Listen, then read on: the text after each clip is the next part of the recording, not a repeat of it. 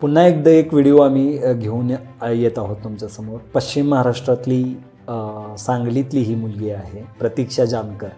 So प्रतीक्षाच्या प्लेसमेंटबद्दल आणि प्रतीक्षाच्या कोर्सबद्दल पूर्ण माहिती आज आपण करून घेणार आहोत.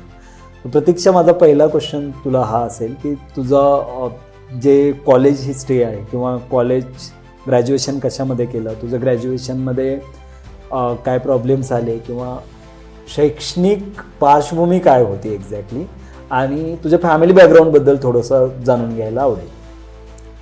मी सांगली शहरातल्या एका छोट्याशा गावातून येते, जत तालुक्यामधील अंकले या गावातून.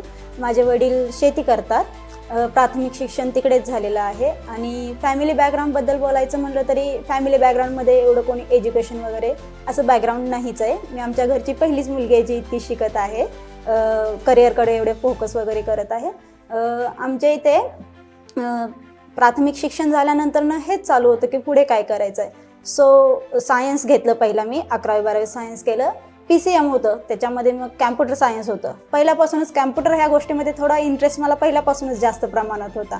मग कॅम्प्युटर सायन्स घेतल्यानंतर माझा आणखी आवड वाढली. प्रोग्रॅमिंग ही गोष्ट काय आहे, e language, software, web development ही गोष्ट काय आहे हे मला जास्त एक्सप्लोअर करण्याची इच्छा होत होती की ह्यामध्ये आपण काहीतरी करायला हवं असं वाटत होतं.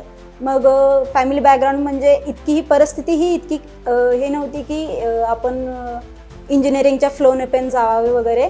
सो मग मी विचार केला त्यातून करायचं तर प्रोग्रॅमिंगच आहे काहीतरी डेव्हलपिंगमधलं. सो मग मी विचार केला आपण BCS करावं. सो मी BCS त्यासाठी चूज केलं की थोड्याशा कमी पैशामध्ये त्या रिलेटेड एज्युकेशन आणि त्या गोष्टीमध्ये मला ज्या गोष्टीमध्ये करिअर करायचं आहे मी ती गोष्ट करू शकते हा विचार करून मी BCS घेतलं आणि माझं ग्रॅज्युएशन कंप्लीट केलं.